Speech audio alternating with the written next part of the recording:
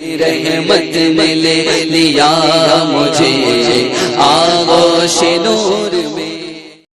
اللہ کے رسول فرماتے ہیں تم اتنا رو اپنے ماں باپ کے لیے کہ تمہارے رب کو تم پر تمہارے رونے پر پیار آ جائے اور تمہارے ماں باپ کو تمہیں راضی ہونے کے لیے اللہ کہے۔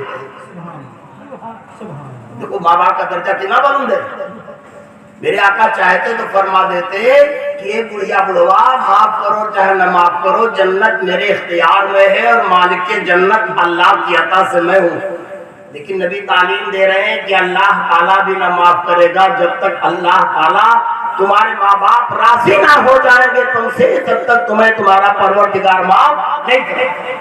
رحمان فرمائے گا رات دن زبیر روتے تھے، اس لیے زبیر کی ماں جو کوتاہی دنیا میں ہوئی اسے معاف کر دے، اور زبیر کے باپ معاف کر دے تو بھلا بتاؤ جب پروردگار ہمارے ماں باپ سے فرمائے معاف کر دو تو بھلا کون ہے نہ معاف کرے۔ تم خوب رویا کرو، زندہ رہے تب اطاعت کرو، اور مر جائیں تو ان کے حق میں تم عبادتیں کر کے استغفار کر کے ان کے حق میں دعا مانگا کرو۔ پروردگار کو اتنا تمہاری ادب آئے گی توبہ استغفار کی کہ قیامت میں تمہارے ماں باپ کو تم سے اللہ تعالی راضی۔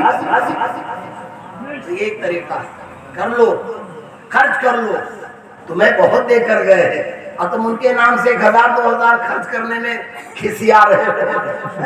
خرچ کر دو، کھلا پلا دو، الحمدللہ۔ مومن کھلا پلا دو، یہ اس کا عمل ہے، اور کافر کا عمل ہے کھا پی لو اپنا، اور مومن کھا پی لو اپنا نہیں ہے، کھلا پلا دو وہ اپنا ہے۔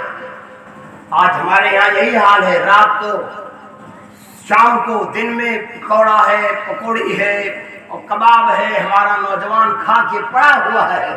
کھا پی لو نہیں، مومن کا عمل کھا پی لو نہیں۔ مومن فرماتے ہیں آقا کہ حضرت عائشہ ایک بکری پالی تھی اور ذبح کر ڈالی، سرکار موجود نہیں تھے اور ساری بکری کا گوشت صدقہ کر دیا، تھوڑا سا گوشت بچا لیا، جب سرکار آئے تو رام سرکار کو پسند تھی بھون کے دے دیا اور کہا یا رسول اللہ بکری تو کاٹ ڈالی اور سب صدقہ کر ڈالی، اتنا ہی بچا ہے۔ آقا مسکرا کے فرماتے عائشہ یہی تو نہیں ہے، وہ سب بچا ہے۔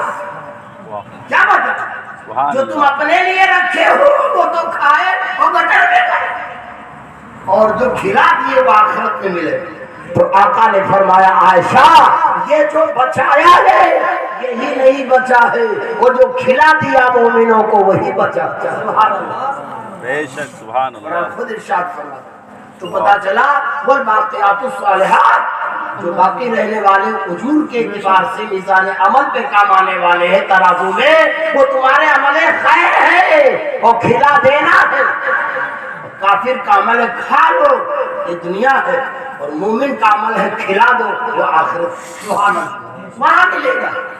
تو ماں باپ کے نام پر خرچ کرو، یتیموں غریبوں محلے کے بچوں کو کھلا دو، ان کے حق میں دعائیں مغفرت کرو۔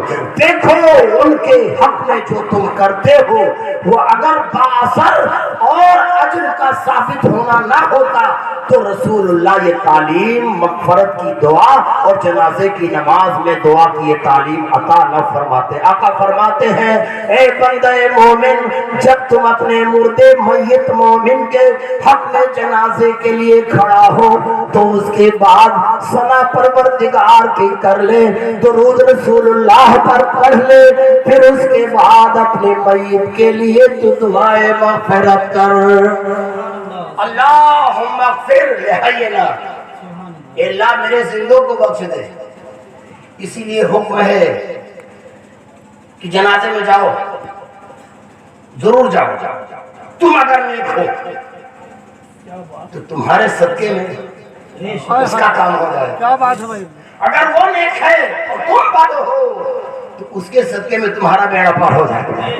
اسی لیے رسول اللہ نے فرمایا کہ ایسی دعا ماں اللہم اغفر لحینا. ہم تو آئے ہیں مردے کے پڑھنے کے لیے اور آقا تعلیم دے رہے ہیں پہلے ان زندے پر جو نیت باندھے کھڑے ہیں ان کی مغفرت کی دعا کرو، کیونکہ جب یہ بخش دیے جائیں گے تو جو دعا کریں گے اللہ سب قبول کر لے گا. سبحان اللہ. اس لیے مردے کی مغفرت بعد میں، زندوں کی مغفرت کی تعلیم رسول اللہ پہلے عطا فرمایا. سبحان اللہ. اس لیے جنازے میں جایا کرو. میرے دادا جان 121 کہتے تھے اور ڈپٹی سنگھ کہتے تھے 127 سال کے حاجی صاحب ہیں،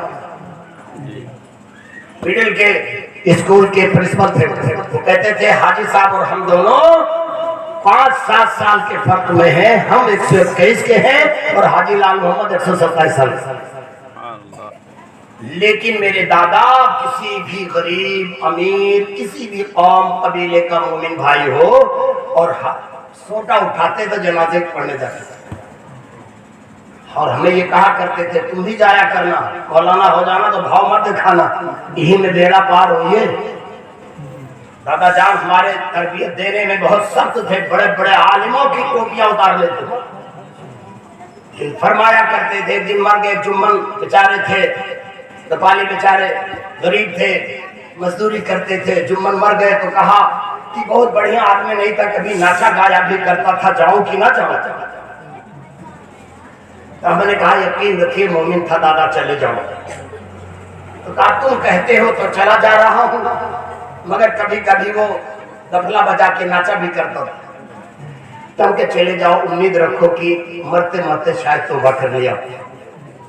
تو جب چلے گئے تو فرمایا اب جنازے میں تو بھیج دے رہو، قرآن خانی ہم جائیں گے نہ تو کہیں نہ جائے وہ کھانا چاہیے، یہ کل قریب ہے، مگر 3 قرآن ہماری طرف سے جائیو تو جمن کے بھی نام بخش دے. یہ دادا جان تعلیم فرماتے تھے کہ بڑے عالم ہونے کے بعد غریب کے جنازے میں بھی جایا کرو. سبحان اللہ. یہ بڑے صاحب ہیں کیا بڈھے چشمہ لگائے، یہ جو چشمہ لگائے کالی ٹوپی پہنے کہاں رہتے ہیں؟ اچھا گاؤں کے ہیں، ہم تو سمجھے کہ پرنا پور کے ہیں کی طرح تھے بیچارے.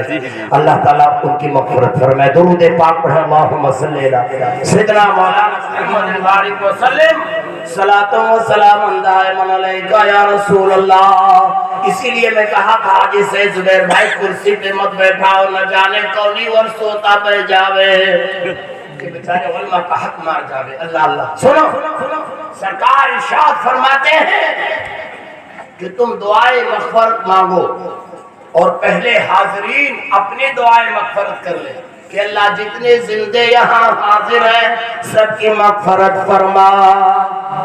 اور جب ہماری مغفرت ہو جائے گی تو سرکار فرماتے ہیں اب اس مردے کے لیے حق میں دعا کر، کیونکہ جتنے کھڑے ہیں رب کی عطا سے معاف کر دیے گئے ہیں. اب جب اس گنہگار کے حق میں دعا کریں گے تو اللہ اس کا بھی بیڑا پار فرما دے گا. بے شک سبحان اللہ. یہ تعلیم دیا سرکار نے حینا و میتنا، مردے کا ذکر بعد میں. اسی لیے مردے کو بھی ایصال ثواب کر سکتے ہو اور زندے کو بھی، کیونکہ نبی کی تعلیم میں زندہ مردہ دونوں کو تعلیم شامل ہے. اور دعائے مغفرت ہی تو ایصال ثواب کی مجلس میں کی جاتی ہے. اور کیا ہم لوگ جنت کا کہیں دروازہ کھولا دیتے ہیں؟ کہنا کام میرا، بخشنا کام اللہ کا. سبحان اللہ. تو ہم لوگ حاضر ہوا کریں اپنے ماں باپ اپنے قارب کے جنازے میں بھی، ایصال کی مجلسوں میں بھی کی جاؤ، چہلوں میں بھی، اور اللہ سے دعا مانگے اللہ سب کی مغفرت فرما دے.